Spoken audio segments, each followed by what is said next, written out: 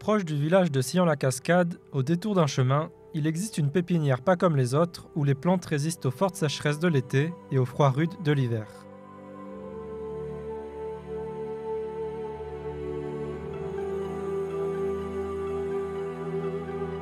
On a créé notre pépinière il y a 20 ans, un peu plus de 20 ans.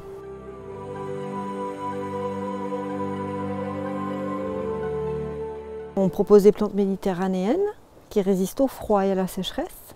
Beaucoup sont des espèces botaniques, peu sont des espèces horticoles et elles sont destinées à faire des jardins le plus naturel possible. Donc ce sont des plantes entre guillemets qu'on va dire un peu sauvages. Je pense que c'est indispensable que l'on repense le jardin par rapport aux sécheresses pour économiser l'eau. Et donc il faut prendre à chaque fois des plantes qui puissent bien s'adapter à nos nouvelles conditions climatiques, surtout estivales, ces longues sécheresses qui durent 3 à 4 mois.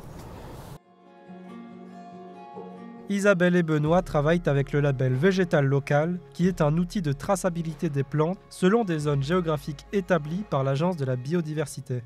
Là vous voyez des jeunes semis, vous voyez des jeunes levés. Donc dans le cadre par exemple de la marque Végétal Local, on ne travaille qu'à partir de semences, que ce soit de l'arbuste ou de la vivace, puisque c'est dans notre cahier des charges. Et nous, ça fait très longtemps que nous travaillons de cette façon-là.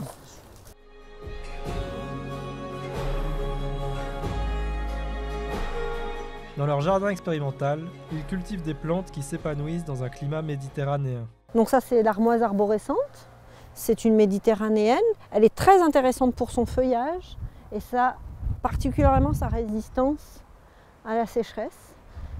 On la taille une fois par an et on garde une boule de feuillage très très claire toute l'année.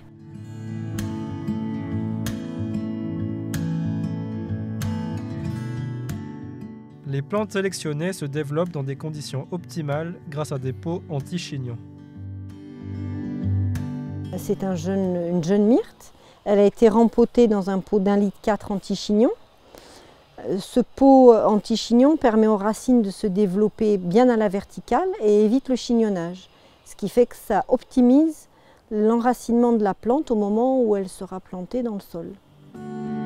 La pépinière de l'Armalette s'inscrit dans une tradition de respect de la nature et de valorisation des plantes que l'on trouve à l'état sauvage dans notre région. Le savoir-faire du paysagiste permettra de sublimer des plantes qui s'adaptent aux conséquences du changement climatique.